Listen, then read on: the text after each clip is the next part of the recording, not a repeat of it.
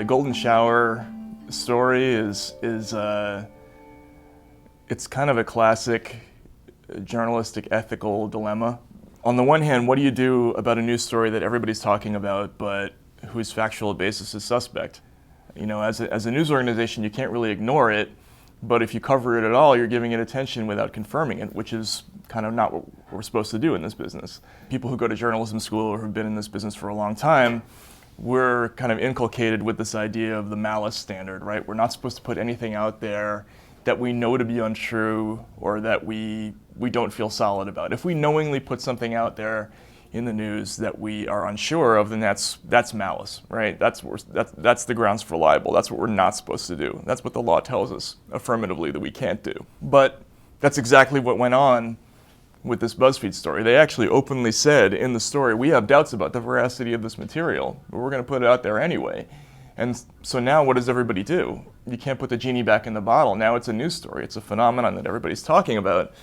But if we can't confirm what's in the actual dossier, then how do we talk about it? And there's an additional problem with this story, which is that the motives of almost everybody involved are suspect. How is this material getting to reporters? Well, we know for sure that it was being shopped around to a number of different journalists in the last 5 to 6 months. It started off as opposition research, first in the Republican Party and then by the Democrats. And then there's this other problem where there are these leaks that are emanating from the intelligence services that are trying to foist, I think, on the population this idea that there are links between Russia and Vladimir Putin, between Russia and Donald Trump. But they're doing it in a way without showing their hand as to what the evidence is for that belief. You know, as somebody who lived over there for a long time, the dossier reads like the inside of the Kremlin is like a high school cafeteria where you can overhear all these amazing state secrets all the time. I mean, that's just not the way the Russians operate.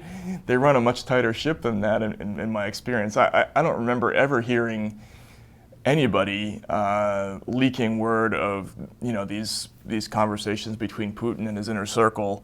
It's just really, really hard for me to imagine that we would get anything out of the Kremlin that they didn't want us to have, which makes it more confusing. You know, is this a disinformation campaign that's coming from Russia? Or is it totally fabricated by whoever wrote up that dossier? Or are the intelligence services trying to make us think that it's true? I mean, it's a very difficult thing to try to sort out. But that's exactly the kind of thing we shouldn't be doing as journalists, is engaging in this guessing game. You know, we should really just stick to what we know.